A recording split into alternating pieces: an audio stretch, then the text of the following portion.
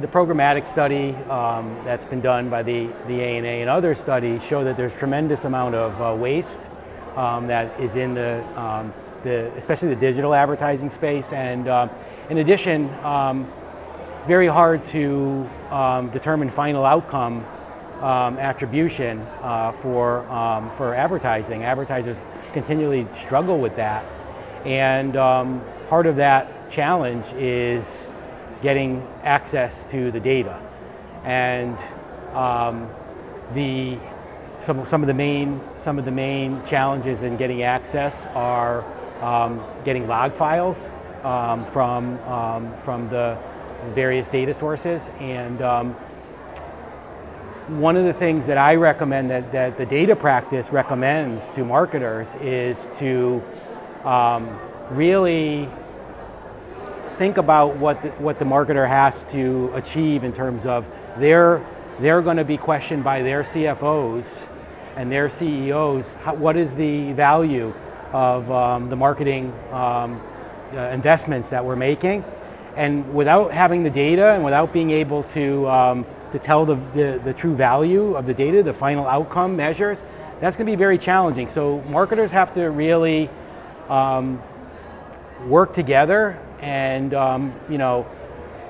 really try to leverage the fact that they're the customer and they're the ones doing the advertising, and go to the various platforms that are holding the data and demand that they receive the log level data and other sources of data so that they can do the final outcome attribution. And that's something that I did as a practitioner. I went to the agencies and I went to the platforms and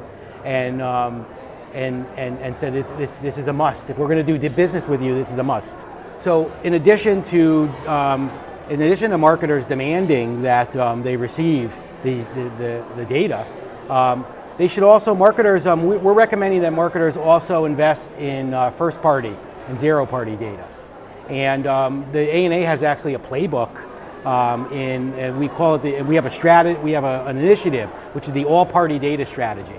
And when you have first party data, then you control the ability to access to market directly to the customer and to receive, attribute the ads. So we were recommending a sort of a first party data strategy, and then incrementality testing.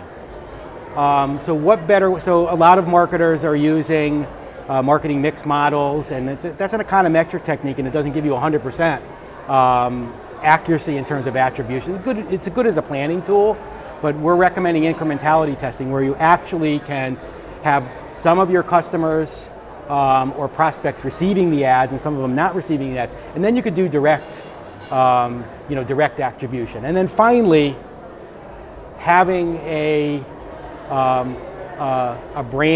data privacy strategy is very important. Marketers kind of shy away from data privacy. They give it to their governance teams and their legal teams, but they need to have that. They need to build brand trust, and brand trust will allow your customer to opt in, and then you'll be able to receive more data, and then you'll be able to receive that first party data.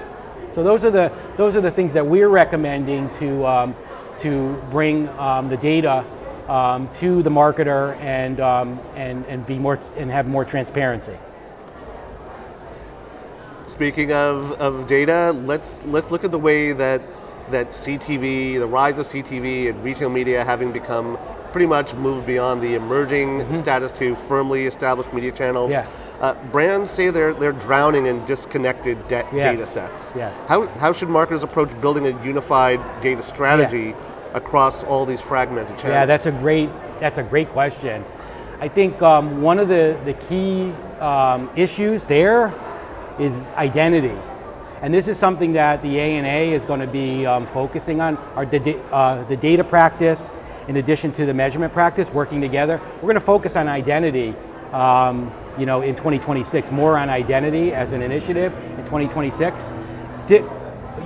Customers and prospects are interacting with your brands across different channels, and those different channels have different signals in terms of the identity, and they don't all match, right? So we need a unified identity framework, and part of that is using identity graphs, Part of that is using methods of identity which are both deterministic and probabilistic, and then, of course, being able to have a centralized data platform. So that starts with a data warehouse and a data lake.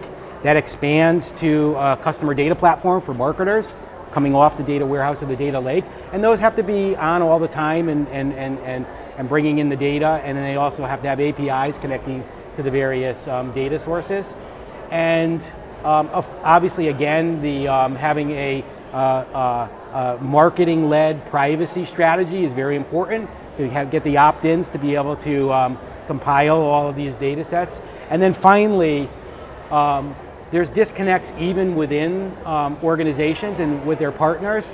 So we're recommending creating a data council of various marketing service providers and the various media channel managers within the organization, so that they can come up with a unified way of bringing their data sources together and a strategy for bringing their data sources together. Well, David, that all leads to the issue of data quality, and wanted to ask the inevitable AI question. How should marketers approach data quality in the face of AI and the use of AI to also address a lot of those issues you mentioned? Yes. Well, I mean, that's another really huge topic, big challenge. Bad data quality equals bad AI. And we the ANA just launched a new playbook this week in advance of Masters of Marketing, which is data for AI, and it's all about quality and how to improve data quality for AI. Just an interesting statistic that I just saw: only 10% of marketers, or less than 10% of marketers, say that their data is ready for AI. Less than 10, but over 80% say that data is critical for AI, and we all know that data is critical for successful AI strategies. So one of the things that we're recommending, and our members are also doing this, is going back to an old strategy for industrial and manufacturing, which is Six Sigma, to address data quality. Six Sigma, and what that does is it defines the problem, measures some of the challenges, analyzes ways to improve,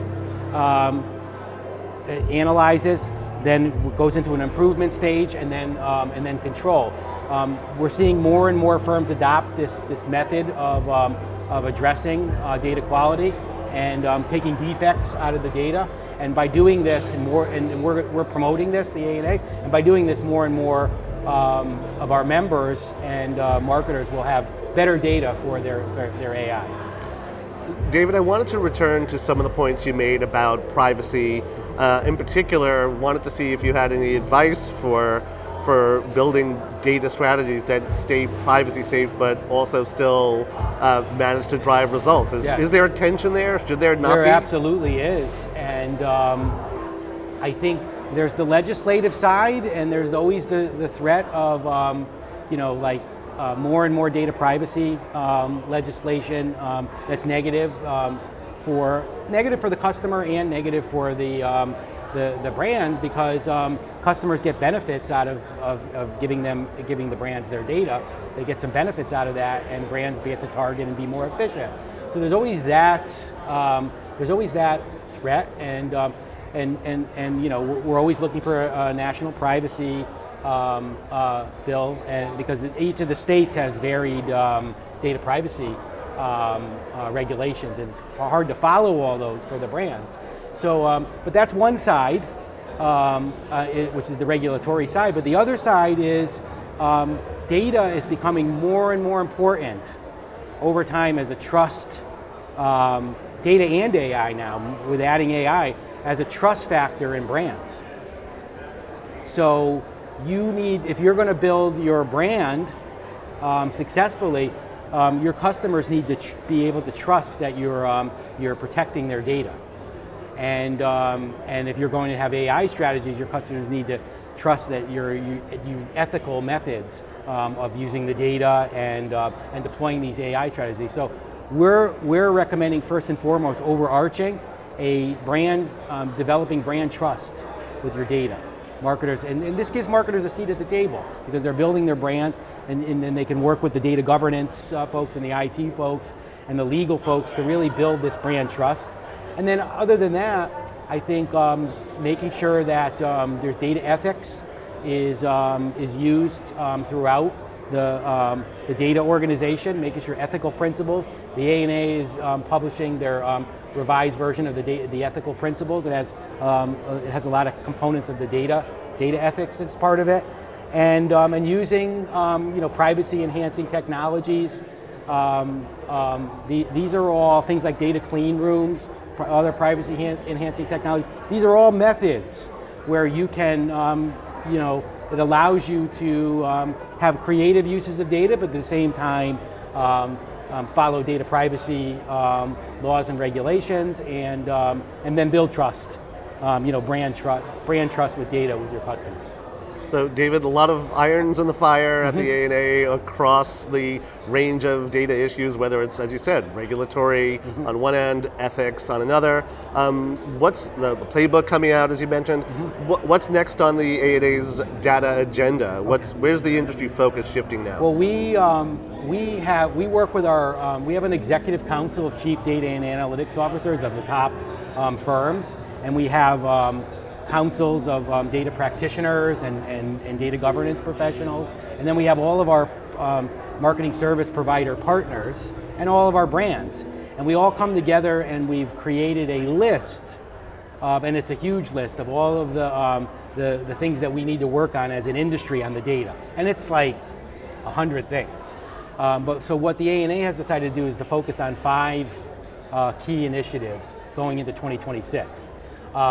The first initiative is outcome measurements and MMM, marketing mix modeling or media mix modeling 4.0. And this is, media mix modeling and marketing mix modeling are also known MMM for short. That has been around for over 30 years. It's become with the walled gardens and their opaque sort of data strategies, and with the obsolescence of third-party cookies, it's become the default measurement tool. And it hasn't been updated in a while, both the data that goes into it and the way it's presented, and in the algorithms have not been updated fully. So we want to work with top scientists, top brands, top service providers that provide these kinds of tools to move MMM up to 4.0. So that's the first initiative. Second initiative is the all-party data strategy, which I mentioned earlier. And we really want not only is it important to be able to store all the data as we talked about in a unified data platform, but it's also important to use the data that you have more efficiently, because the businesses have collected a lot of data over time. And then finally, leaders in data and analytics, they always search for new sources of data to grow their business. So we have an all-party data strategy. The third is brand trust. You need to build brand trust with data. We talked about that earlier. Marketers can build their brands through and trust for their brands through gaining trust from their consumers and customers on how they use the data. So that's another initiative. And then the fourth initiative is B2B. B2B is about half, or a little over half of ANA membership, and there's traditionally less investment in B2B data, and less investment in B2B marketing and brand building overall. So, but what we see from studies is that when you do invest in B2B, you get much more return on your investment. So we published a playbook last year, which we presented at the National B2B conference, the ANA's National B2B conference, which looks at data, how B2B marketers can better use their data. Two things on that: identifying intent, knowing when the buyer is going to make the purchase, and then knowing who the buyer is. You know, there's target buyers who say that your sales force usually knows about, but then there's a bunch of hidden buyers that they don't know about, and they're the people in the supply chain and legal, et cetera, and they have an influence on the buying decision. So we're helping our members to identify the buyers. And then the final, and probably the most important initiative that we're focusing on is talent, because all of the talent playbooks that have been written so far for data have just included data, but they don't include AI. So we need to upgrade the talent playbooks to say not only here's the skills that are needed for good data practice, but here's all the skills that are needed for AI. And just to close, I know that's like 5 things are a lot. So what we're doing is we're developing a data, AI, and marketing science maturity model. It's going to be proprietary, it's going to be unique to marketing, and it's going to help our members to choose their adventure, which one of those 5 they can choose. It's going to have give them estimates of the financial value if they invest in those initiatives that I talked about, and we think that's going to really propel our marketers into sort of the next level and be leaders in data and analytics.